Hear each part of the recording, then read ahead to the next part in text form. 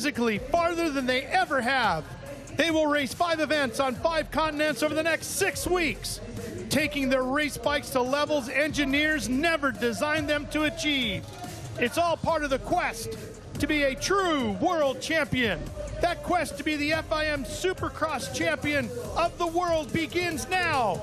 Vamos desde Argentina! Here we go! Oh, from the outside to Stark. Kobush was on the outside. Anstey with the whole shot. Anstey right to the front on the blue bike, number 99. New leader, Jeff. Kobush on the 39. No, make that Viney. Noah Viney on the 39 got there. Anstey sits in second as this one settles in. Anstey tried to poke a wheel in there. Everybody getting familiar with the new numbers for all these riders, some of them with new numbers for the year, so we'll try to get you up to speed with them as quick as we can. That's Kyle Peters on the Kawasaki running in third, the 110. And Anstey making the charge. Here he comes on the 99, and the Englishman goes to the front and into the lead. Here comes the 43 as well. That's Cullen Park. He's moving up on that Moto Concepts machine. Kobush with that great start comes across the line in 8th, dropped a few positions, and last looks like Michael Hicks, who had such a good super pole. He was second on the start. He is last right now. He's got some work to do. Peters closing in quickly on the backside of Viney as this fight for second develops here, coming right at you in your living room. There's the number 2 machine. If that's Cole Thompson, he's on the Venom Bud Racing Cowie. He sits in 5th, does the Canadian rider. And Ralph, as I look back through the pack, the rider that I'm wondering where he's at right now is Shane McElrath, the reigning champion, back in 9th, has just been a click off today, missed Super Pole, just hasn't quite found the speed that he needs. So he's going to have to trust his experience and his fitness to get inside the top 3 here by the end of this moto. Look at the 43 coming around here. Cullen Park trying to make a move on Peters, but Peters is focused fully on the riders in front of him, and everybody's chasing Max Anstey. Peters goes to second. Cullen Park trying to go around the outside. Peters on the 110, Park on the 43. This is the best fight on the racetrack right now. It's for second place. Schock makes the move on Viney. Yep, that's going to put him up to 4th. Cody Schock on the Arby's Rick Ware Racing entry. We got a split here. Let's see if Park can get around the outside. He has been fast all day long. It looks like Peters is running a good defensive line and is just making it really tough for Park to get past. Well, and Peters is a multi-time arena cross champion, which is a format of racing in America that's about sometimes a quarter of the size of track of this, sometimes half the size. Peters definitely experienced, but here's Park around the outside, maybe, yeah. Yeah, he's got him right there. Peters out of Greensboro, North Carolina. Well, Ralph, the whoops section is a really wide lane, but the whoops have been the story and the toughest part of the track all day long. There's the 16, Jeff. That's Enzo Lopes, the Brazilian rider you were talking about on the Arby's Rick Ware Racing bike. He is up to 5th right now. Number 1 on the Quad Lock Honda, your reigning champion. McElrath closing in, up showing in 7th on his Quad Lock Honda. Ooh, has to slam on the brakes, fall in line here. He's got 3 riders directly in front of him that if he can make a pass quickly. There's one. He gets around Lopes. And you got to remember, all these riders, it's the first race of the championship. There's some nerves, yeah, and this first race of 3 here tonight can definitely help settle those nerves. Who was that just got up the inside of Cody Schock?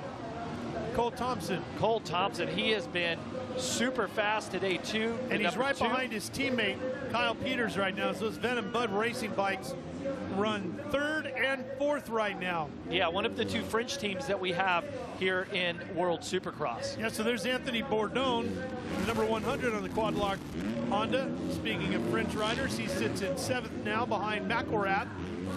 Here he comes. Cody Schock just in front of him. Meanwhile, up front, smooth race for this guy who's been the class of the field all day long. Max Anstey, the former champ, looking like he's going to contend once again here in 25. Yeah, a 5.5-second lead over Colin Park on that Moto Concepts bike. And, I mean, he's just kind of checked out. And when you allow a rider like him to get out front like that, well, he earned his way. He passed his way to the front. I shouldn't say it loud. He has a clear track, so he's just out there clicking off his laps. Meanwhile, Cole Thompson has his hands full. He's got Peters. He's got McElrath. Yeah. Just behind him, Cody Schock.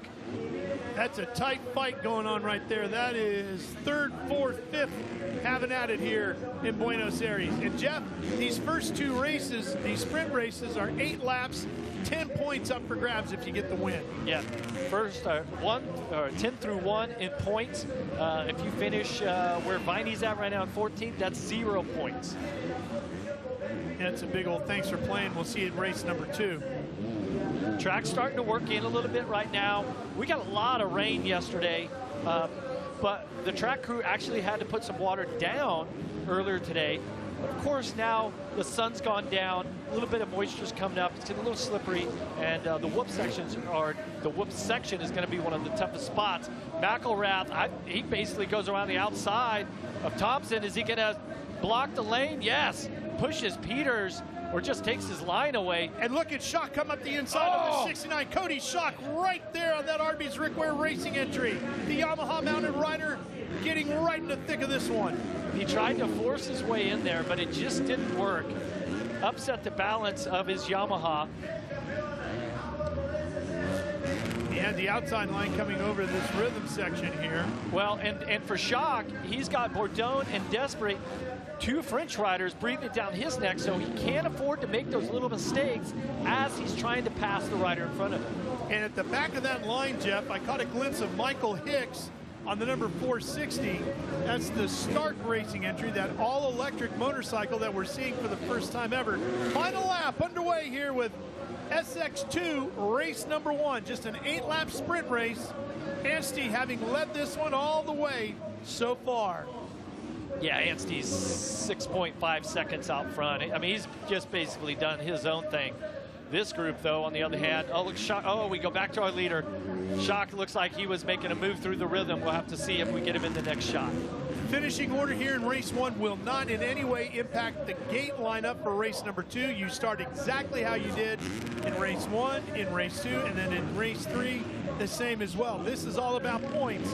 10 of them up for grabs for the winner, and Max Anstey looking to lay claim to it just like he did Super Bowl.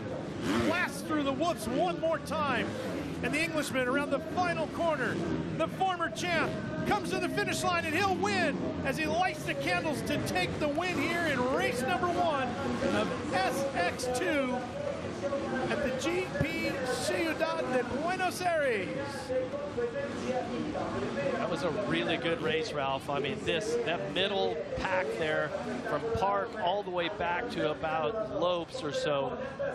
I mean, it could have gone any way. And I tell you, Park and McElrath were really impressive because they had to ride through the pack. 10 big points taken by Max Anstey. And Jeff, for those wondering about the Stark, the electric bike will finish 10th with Michael Hicks, and it will also finish 12th with Lance Kobush in his first ever race in World Supercross competition. But there's your winner right there, Team GSM's Max Anstey.